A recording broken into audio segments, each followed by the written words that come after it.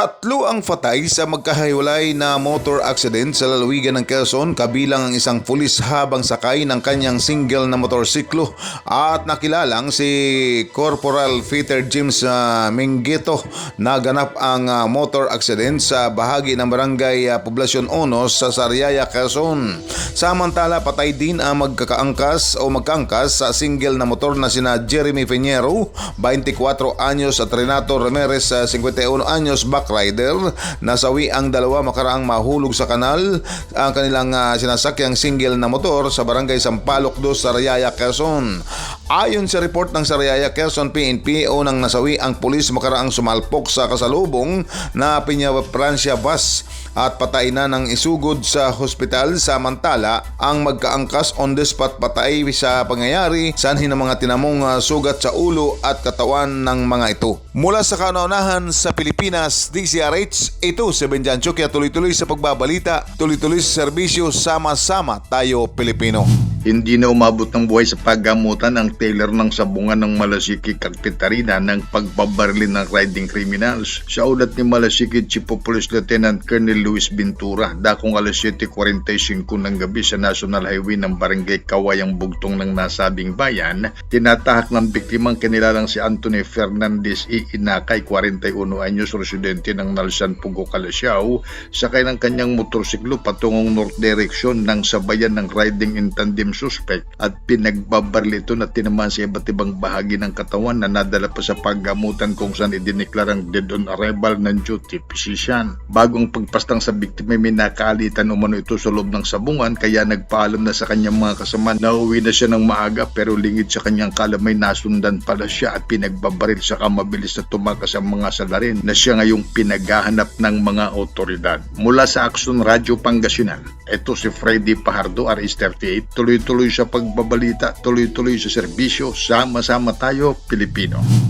Sa pinaigting na search and rescue operation na isinagawa ng Maritime Group, Coast Guard at volunteers ng PHMI Morong, natagpuan na ang katawan ng isa pang nalunod na biktima na edad 14 anyos na grade 8 student na taga Mountain View, Maribeles, Bataan. Natagpuan ang katawan nito na lulutang-lutang sa may tinatayang 1 kilometro ang layo mula sa pangpang ng Sitio Panibatuan, Barangay Poblacion, Morong, Bataan, pasado 1:30 kahapon. Matatandaan na nalunod ang mga biktima hapon ng araw ng linggo matapos mag-outing ang kanilang pamilya na kasama itong dalawang biktima. Sa laki ng alon, tinangay ang mga ito papunta sa gitna ng dagat na kinilalang sina Rafael de Mesa, 26 anyos, isang OFW, at Joshua Reyes de Mesa, 14 anyos, grade 8 student na magkamag-anak ang dalawa. Unang nasagip si de Mesa ng linggo ng hapon, subalit idiniklarang wala ng buhay nang dalhin sa Rural Health Unit ng Morong. Nagdadalamhati naman ngayon ang pamilya ng mga biktima dahil ang hindi nila inaasahang masayang outing ng kanilang pamilya na uwi sa malagim na trahedya. Panawagan naman sa publiko na kapag masama ang panahon, lalo na kung malalaki ang alon sa dagat, ay wag nang tumuloy dahil ang buhay ay napakahalaga at ang disgrasya ay maiwasan. Mula sa kauna-unahan sa Pilipinas, DCRH, ito si Danny Kumilang, tuloy-tuloy sa pagbabalita, tuloy-tuloy sa serbisyo, sama-sama tayo Pilipino!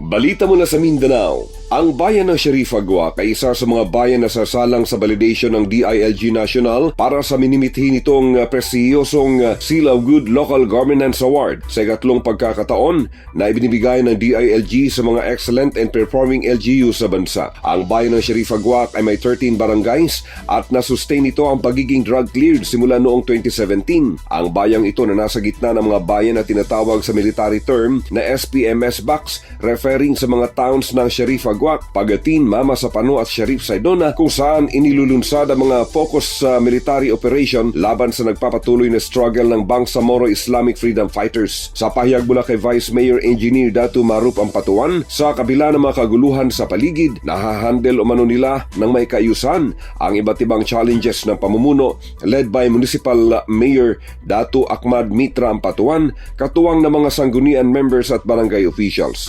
Narito ang maikling pahayag mula kay Municipal Vice Mayor Engineer Datu Marup Ampatuan. Panawagan ko sa ating mga kababayan dito sa bayan ng Sharif Agua. Huwag po tayong wag po natin hayaan na mas mangunguna yung karahasan, no? Magmahalan po tayo, bigyan po natin ng suporta ang ating local government unit ng Sharif Agwak.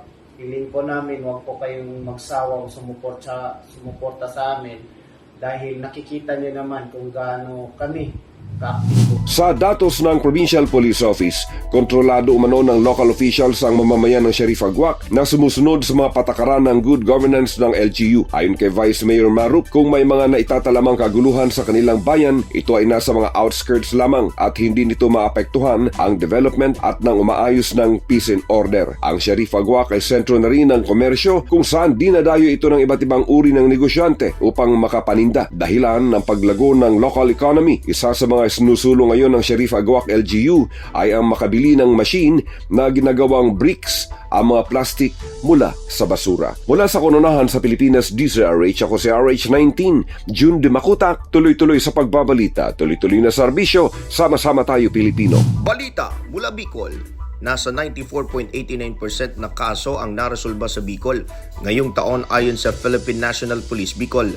Ayon sa PNP, katumbas ito ng 13,616 na na-record na crime incidents sa peryodo umpisa Enero 1 hanggang Setyembre 18. Kabilang sa bilang ang 714 na operasyon sa illegal na droga, 1,414 na operasyon sa loose firearms, 731 na operasyon sa illegal gambling, 288 na operasyon sa illegal fishing at 282 na operasyon sa illegal logging. 3,915 katao mula sa iba't ibang lugar sa bansa ang naaresto na kinikilalang criminal violators, kung saan 77 rito ay regional level, 81 ang city level, 446 ay municipal level at 3,251 ay mga other wanted persons. Nakatutok rin ang PNP sa paghuli sa mga criminal gangs kung saan 27 operasyon ang isinagawa na nagresulta sa pagkakaresto na ng 14 na individual, isa ang namatay habang 13 ang voluntaryong nag-surrender. Sa kabilang dako, patuloy rin ang programa ng pagbabalik loob ng mga kalaban ng gobyerno o laban sa insurhensya kung saan 78 individual ang naaresto at 71 voluntaryong nag-surrender. Nakakumpiska naman ng nasa 51 na mga baril at 79 na mga pampasabog. Mula sa MBC Network News, ito si Ray Baton Jr. Tuloy-tuloy sa pagbabalita, tuloy-tuloy sa serbisyo, sama-sama tayo, Pilipino.